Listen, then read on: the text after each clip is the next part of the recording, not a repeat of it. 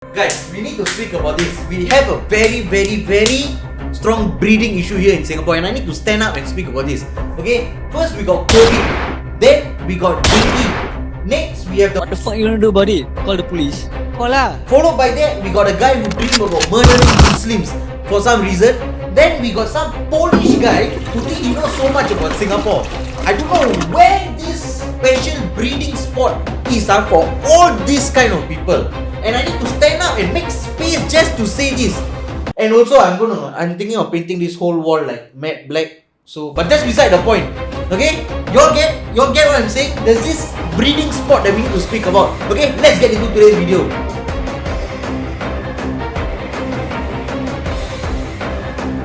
Let's just start off with our foreign workers situation, okay? So for some of you who don't know, the government announced and came out with the news that they're going to build new dormitories at residential areas for our foreign workers. And with that, when that news came out, the internet went BAM!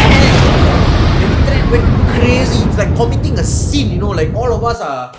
It was like committing a sin, like that. It was horrible. And when I saw the article, I knew I was walking into stupidity because I had to go into the comment section and find content for this video, right? It's like a SOP for some Singaporeans to just shit on things which doesn't benefit them, but more importantly, including foreign workers. When any news come out including foreign workers, right, there'll be this bunch of people waiting only. Why must do this? Use my tax money, this, that. There is this bunch of people waiting only. But I just knew I was walking into stupidity. But the thing is, with that I thought that was enough. I took many screenshots. There was so much of things. I think many of you also saw like comments floating around, right? But no, not enough. There was another thing which came by us. Okay, there was another post by this person called Critical Spectator who wrote this whole post and then titled it, "No, it's not racist not to want to live. No, it's not racist not to want to live next to dorm for migrants." Okay? So the thing is, this let's just for your information, right? This person, this Critical Spectator, the person there, it's not a Singaporean. Okay, he's a Polish guy named Michael Petros or whatever that is lah. He's a what's happening? He's a Polish national behind the news commentary blog. Okay? So before I even go on, please do not visit his site. Don't go to his Facebook page, whatever, because his blog, especially, it's all monetized. So the more of y'all visit, the more traffic he get, the more it will be monetized. So please don't visit his blog or whatever. Okay, so this part he just summarized what they said, and his opening sentence is, "Heck, many have gone as far to call the entire Singaporean society racist. It's all rubbish." That's a very strong opening, by the way, saying that every single thing out there is rubbish. But okay, let's read, okay? First of all, it has nothing to do with racism, and the issue with dorms doesn't have much to do with people who live there, but rather with the phenomenons that are associated with highly dense social housing. Really? With highly dense social housing, you say? Okay, let's take a look at this. Built in a residential area? Oh my god! Oh my god! What about the safety of our children? Oh, what if what if the workers create trouble? What if the migrant worker disturb the residents there? What if you want to play what if game? Okay, fine, I'm open to it. Let's play. What if we are more kind and welcoming to the foreign workers? What if we go in the MRT and don't cover our doors when we stand or sit beside them? Doesn't seem like it's gonna happen, does it? You want to play the what if game? We can go day in and day out. What if? What if you're more kind and positive in the first place, rather than just bringing out all this kind of negative thoughts towards yourself? What if you do that? I can hear the blowing whistle from site workers to young ladies jogging in the evening. Everybody's in our neighborhood all worries of their children's safety already. Okay, this sounds exactly like the white woman in my previous video who called the police just because a black man asked her to put the leash on a dog. You know, just because of one incident it might possibly be, she's saying that everybody in the estate is worried about safety of their children, which I can safely say it's not the case. Wake up your idea. It's probably not the case. It's probably you and your small. Let me come close to the mic. Small mindset. Can you see? Small, very small mindset. Have you smelled their cooking? Nothing racist here. Okay, just cut the crap. Okay, just cut the crap. When you want to say something, just go all in and say it. No need to be half-half like, oh, I don't want to be racist, I don't want to be racist. Let me lean on this side. I don't want to be racist. But kanina, you got smell the bloody Bangla curry and all your cooking, no? Bloody hell, no need this drama all, no need this drama all. Want to say, just say only. And by the way, I don't think any of this seems like all of that are associated with a highly dense social housing. So that's fine. Maybe you have more to say. Let's carry on reading, okay? I have not read a single comment saying I don't want a dorm. Oh wait, I have not read a single comment saying, quote, I don't want a dorm near my house because I hate Indians and Banglas, unquote. Okay, I'm just gonna say it, right? This statement was made clearly to defend what you are about to say and cover all of your blind spots. Okay? Right? So let me explain that a little bit. You can't be that dumb or arrogant. You can't be that arrogant to have so strong views on so many things but not understand that things do not need to be said word for word to bring out the meaning behind them. You cannot. There is no way that you are so dumb. Okay, but fine. Let's take a look at this example then. Let's go back to this comment. Okay, Felicia is worried about the safety of her children, right? But she didn't mention Indian what? She didn't mention Banglas. She didn't say foreign or migrant workers also. Fine. So from what your statement you're saying is, it's safe for me to assume that Felicia's husband is a child rapist and he also happens to work in the dormitory itself. So if the dorm is going to be built somewhere near her estate, her worry is her child rapist husband is going to go around the entire estate to rape other children, and that is why she is worried about the safety of their children. Is that it? Is that what I'm supposed to assume? I don't know. You cannot. There is no way you are that dumb. So I'm just going to call out your bullshit with that statement, saying the only reason you said that is to cover your tracks. People's concerns are always about the sort of activity proximity to dorms is going to bring to the neighborhood. Like thousands of foreign men loitering around or hooking up with maid girlfriends from neighboring HDBs, noise, traffic, It is never ever about ethnicity or nationality. What's up with that? Seriously, like look at this. Dorms built near residential areas. Hope families ensure maids stay away from migrant workers, as already we are seeing some town council Bangladeshi workers befriending maids in HDB estates.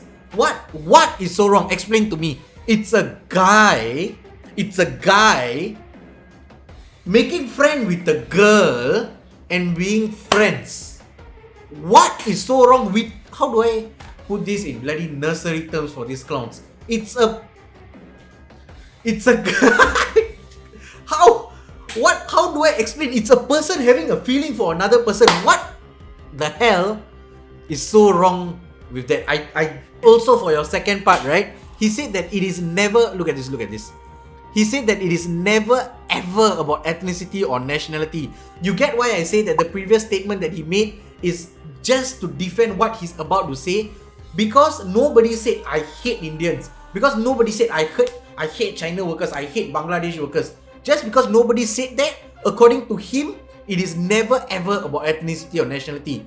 This is why I call it bullshit. It is just to defend what he's going on and on about. There are also concerns about property values dropping as apartments closer to very densely populated dorms may fetch lower prices than apartments elsewhere. Okay, I am not going to get into real estate or anything of that because I am not educated in that field. Okay, but I know there is some basic criteria upon valuing a property, right? Like where the place is, like, Ang Mo Kio, Bishan, Toa Payoh, or where is it? The accessibility, the number of rooms, so on and so forth. There is so many criteria around valuing a property. Okay, so let's say I buy a house. There is no malls, there is no MRT nearby. Okay, and the government decide to build a circle line nearby my house maybe like 1 year later. And then I'm pretty sure that my property price will rise, right? And when that happens, everybody just shuts the fuck up because they are gaining. So they are not losing. You get what I'm saying? And if I'm going to call like real estate agents, and I'm guessing, right? If I'm going to call real estate agents to have a debate about this, whether will the dorm bring down the value of a price or any other things, I'm pretty sure there will be a debate down there. So let's just cut to the chase. Just cut to the chase. The problem is it's a dormitory built for foreign workers to stay, and that is why a lot of people are making so much noise. Let's go on with his fantastic article. It is zero to do with racism. Again, I don't need to explain. I already explained myself. I think by the time you all also know already. Okay, instead of 5,000 Indians or PRCs, you could put there 5,000 European men, and the concerns would be similar. Just comes to show how much he know.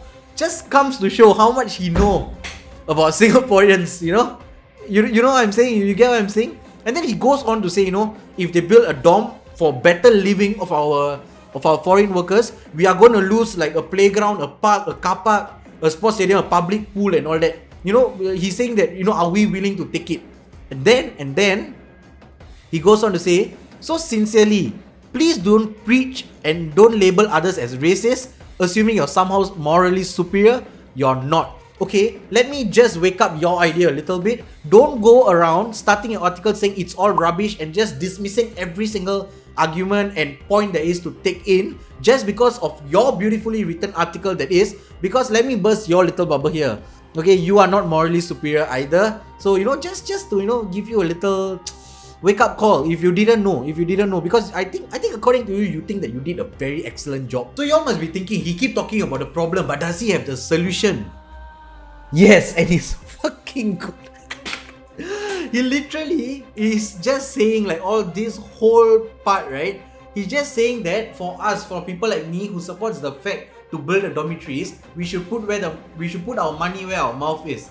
Okay, and then he goes on to say, imagine a mandatory social media check upon buying an HDB apartment. That would be a great filter, wouldn't it? Oh yeah, I am so down for that. All the trolls and the shit comments, all of them, easier to put them in jail. Okay, and look at this. He even proposed a act. Dear sir / madam, here are the locations you can select based on the history of your social media grandstanding.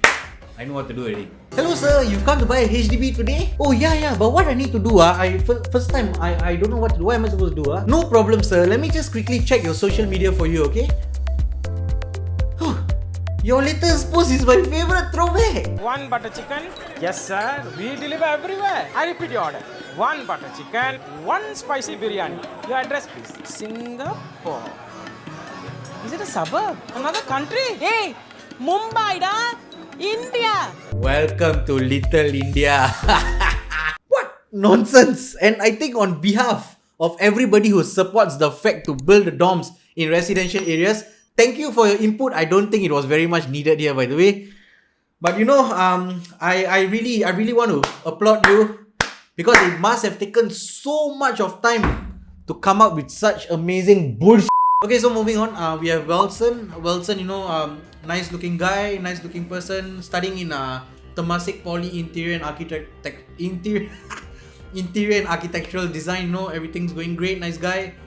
But that's what it looks like. But the reality is, it's way more than you are even imagining it to be. There is so much of backstory to it. Let me read you about a dream which Welson had recently.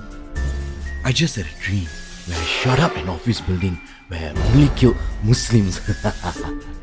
Somehow my classmates like Ian were in the dream and I let him go, including every other Chinese running past away from me.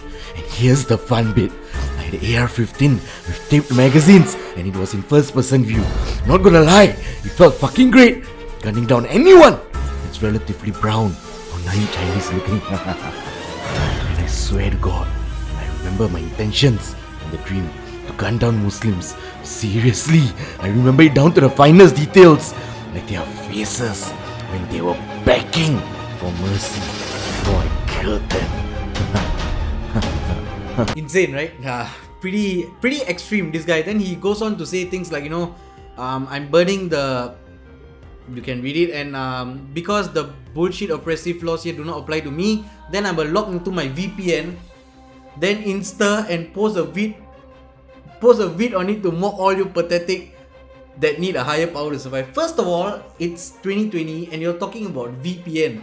I'm pretty sure that our police is very well equipped to deal with people hiding behind a VPN in 2020. He also goes on to say, you know, I think right here he says, I would have no problem committing a genocide on your followers. It's just really extreme. And he's studying in Temasek Poly, was it? Yeah, Temasek Poly, right? And he says any of the lecturers play with my feelings again, and I'm setting year 1 IAD studio ablaze, and maybe the entirety of design block along with too. He's just extreme, you know. When I first saw things like this, I thought, you know, this guy's crazy. Who would actually put out things like this in public, right? Especially on Instagram, especially like how social media is right now. You know, you can't just say things out like that. You get what I'm saying? So my really first impression was, why was he doing things like this? Is it to attract attention? Is it to bring up a conversation? Like what is his main aim, right? And then he also there was also more, right? Then I saw this. He was saying, don't get me wrong, I'm cool with most Indians I know of in person, and then he names a few people here, but I really hate the other 90% of Indians. Lost hope. Then he goes on to say a lot of things lah. Then he, you know, you look at this, like right here, like this whole thing, right? He says, you know, he just goes on to literally fuck every single religion and all that. It's just insane. It's just pretty insane if you ask me. And then he apparently has some problem with the LGBTQ community as well. I don't know what he has with them or what they did to him, but he's just crazy. Also, just to let you all know, he's been arrested already. He's currently being investigated by the police. So if any of the Muslims or Indians or, you know, anybody watching this at all, if you guys are like, you know, some people will get very afraid because things like this it's not very normal in Singapore, at least. So and I'm also very safe to say this guy is like beyond the extreme level of psychological people. I don't even know what to call them. I really don't know what to call them. But he is arrested, so don't be too worried about it. So when I posted on my Insta story that we are going to speak about the three horsemen, right? A rapist, a racist, and the girls rater, right? So you spoke about the racist. So this is the rapist topic, and there's been a lot of DM. People were like shocked about, hey, who's this guy that they're going to speak about? So it's this person called Justyn Gomez. Apparently, this article, everything was released by the girl that was raped by him. So as you can see in the story, they were saying that, you know, Justyn invited me to his place. Though it was consensual at first, he did not stop when I said that I could not handle the pain and covered my mouth while I cried.